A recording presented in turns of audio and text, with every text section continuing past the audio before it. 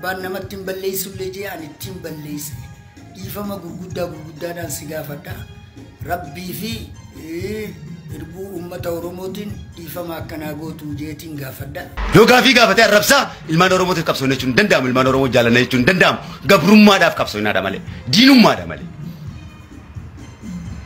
Martuudha ilma kami ilma karrayyuu bareentooti moo eenyuati meegalchigaa ummata kana dhageessise badda kijibaa dhudhuufaa hashiisha hudduutee si beeyna nuti.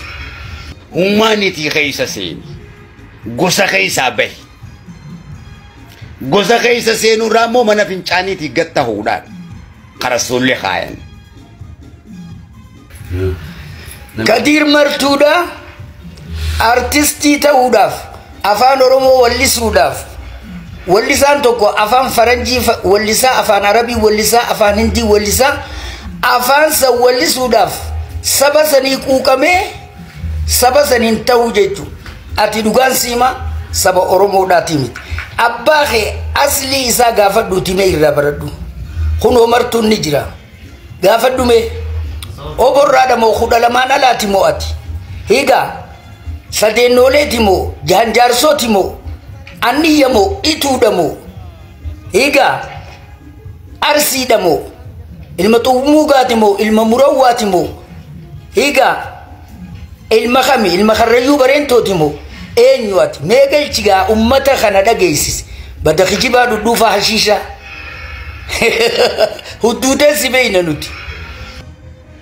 Awurooppaa fi faranjii yoo kam goota kun namaami kun gabroota rabbiitii miti si qofa laa addunyaa hundaa wajji walii galtee jiraachuu qabda namni namaa wajji jiraatee walii galee jiraachuu danda'u beekumsa gahaadha qabaadha kana beekumsa kana dhaloota dhaalchifna this is good ideology memorial matters visualize act locally think globally books wanni nan gammatti siyaasa afaan oromoo beekumsaa miti jechuun dandeenyu afaan oromootiin si fida akkuma afaan arabaa beekumsatti isaan caalaa beekumsa kunis afaan oromoo nan haasa'u kun kan ilmi namaa haasa'u kanaan garagara.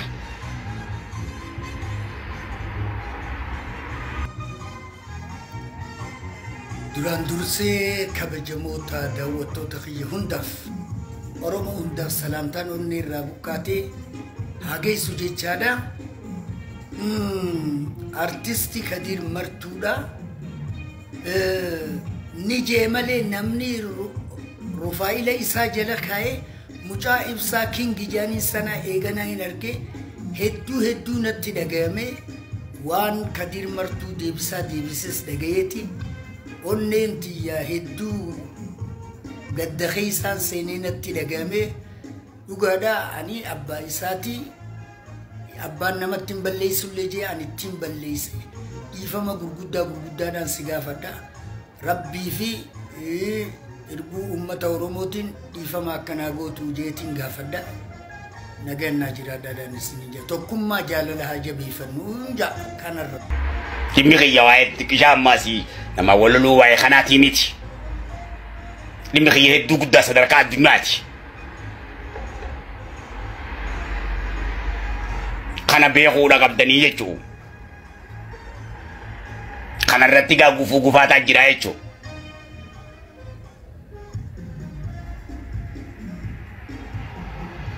beekumsa hoggaa gaffidde rasuulinis maraataa jechuun waan jiru jechuu ambiyaa hundaan maraataa jechuun waanuma jiru jechuu beekumsa waan hin beeyneef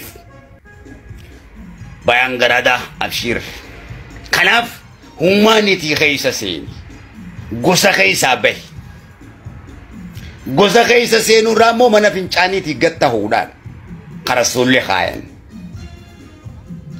yoona namma gosa baluuti jee gosa wal ficciirsiisuu taatee miti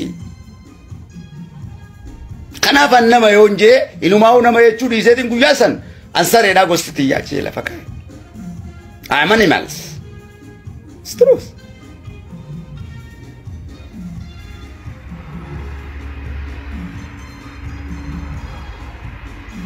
Anwar kenya kabajamoo kun waan Anwar na beekan kawaako guutuuti kun ana maluma kiyya waan inni sin sobun qabu waa takkan godhu miskiin ficha rabbii ta'uu naaf ragaadha sabni kun ana mana kiyyaa kan gadi hin baane gassi baafne yoo jaan gadi hin ba'uwan kabajaa teessaniin eegaa jechuu maqaan kee waa'ee kiyyaatiin akka maqaan isin hin tuqamne biyya tiyyaan eegaan shanyii tiyyaan eega maqaan irraa eega bilisummaan duraa isii tana akka isin gadi hin xiqqaanne waa'ee kiyyaan walli isaan abaluun keessan guddaan nun akkanatti wanta je'ee maal je'ee an tokko ummatti si yaamuuf hin baro miidhame malee waa takka hin taane bo'ii waa takka hin dhabne bar bo'ii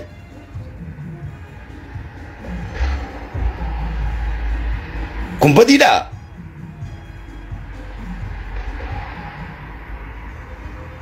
dhaloo isinii galuu baatu dhaloota keessaniif ni galaa jechuu kaleessaa sosumaan akkanatti dafquuti arra geessanii jechuu ammas numaan dafqaka hanga lubbuun na keessaa baatutti meeqaatutti badee waan namni meeqatti badeen fuudhee deemaa ni jira faca'ii siin jaa tokkorra goreetiin tokko dhawa kutaa fi gandaanii wal si nyaachisa kana barbaadda siyaasanii wal si nyaachisa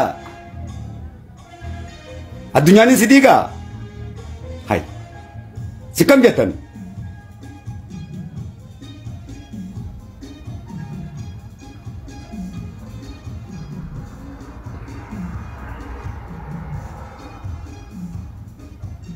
laal shamarran biyya tiyyaa xiqqeessuun qaba dhiira biyya tiyyaa xiqqeessuun qaba manguddoo biyya tiyyaa xiqqeessuun qaba haawwan biyya tiyyaa xiqqeessuun qaba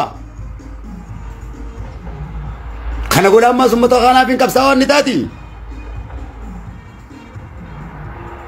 qabsoon jalqabaa if irratti qabsaa'uudha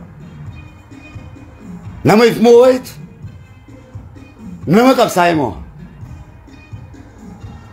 nama if sirreessetu nama sirreesse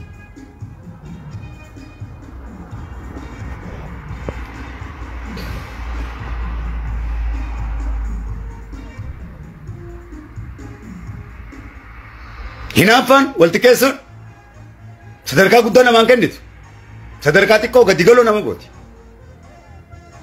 dhukkuboo walitti naafuuti tan gosaan nama cirtu walitti naafu tun immoo azaaba rabbii isin galchiti xiqqaa irraa hanga guddatti walii naaftan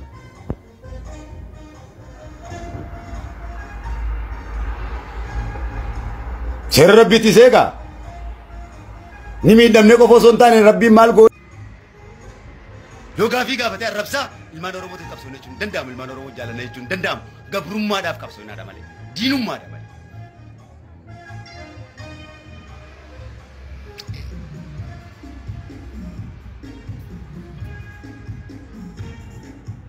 Kanaaf dargaggoo fi shamarran gaa hundi keessan dhaabbattan kadiiroo keenya jettanii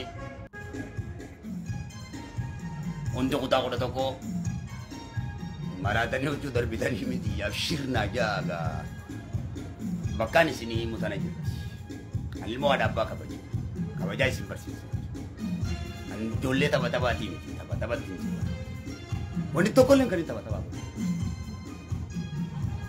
gaa hunda siinaa kee keessi barsiisa diira biitis kaaqii qaasanii teknoolojii ta dhugaasa qabsoo ta dhugaasa eenyummaa jaalalaa eenyummaa biyyee fi ta dhugaasa kijibaa fi jibbiidha fakkeessuuf eessa kanaatu gaa nama hunda biratti injifataa si godhaa jechuudha xiqqaa guddaa biratti shamarran hunda biratti dhiira jenti loggaa taate pirootokolaarii fe'e jechuudha haa bishaan mataa jiifatee kanumatti ofuun fuula deemuu miti durte ariifee jechuun dhiira ariifee jechuun isa akkanatti yaadu staayilaan ka yaadu akka addunyaatti ka yaadu ammoo maaniitti loof ka jiru biitii tun na leenjisutti jirti ati biyya takka irratti mootii ta'uudhaaf kiristaanaafis muslimaafis waaqeffataa fi adii fi gurraachaafis bineensaa fi mukaafis dachii fi samiifis mirga walqixa kabajuudha qabdaa tajaajila uffatuufis tajaajila uffanneefis kan amananiifis namuu mirga isaatti itti amanu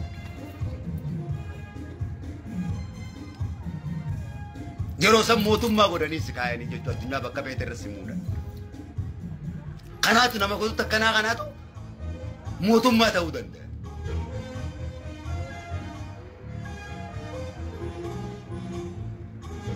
nama yaada fi qofatti deemu osoo hin taane nama yaada nama sheeriin gamtaa nama jaaruu qindeessuu danda'a. Mootummaa jechuun nama tokko namni tokko mootummaa akkamitti?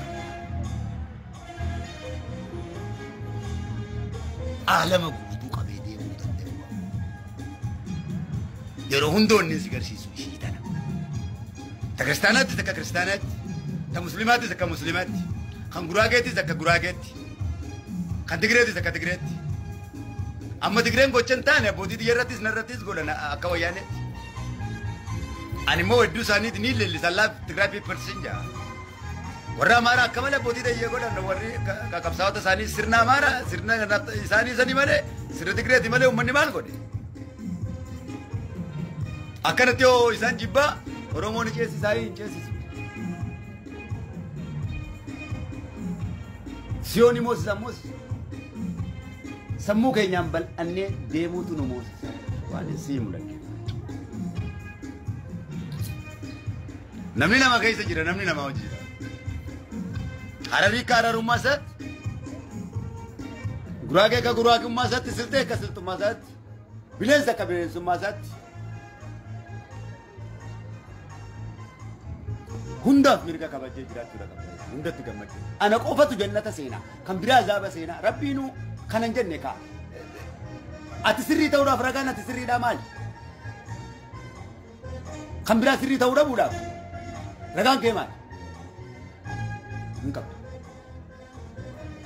Kanaaf Rabbiinuu hunda gartee uummateet sooratee nyaachifataa jira jechuudha. Waluma qixa duutaa waluma qixa kaata. Qooddaa siitu of jidduutti fide. Waan Rabbi sodaanneef.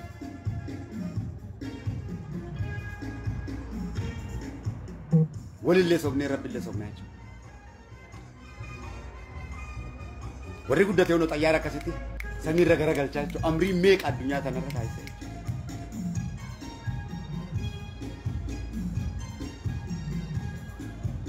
Ajandaa beekumsaa jala fiiguu danda'u shamarran biyyattii akka kabajamu. Jechoota jajjabaa yoo jaalala taate jechoota jajjabaa dubbatu siifin kaayaa jira. Daansii yoo dandatti daansii dhugaa siyaasaa yoo dubbate siyaasaa jechuun attuma jechuudha. Aannan gurraacha diimaa jedhanii si amansiisu jechuudha. Dubbiin Oromoo dubbii mirgaati malee dubbii siyaasaa. Gaafiin Oromoo gaafii mirgaati malee gaafii siyaasaati. Gaafiin siyaasaa wal soquudha.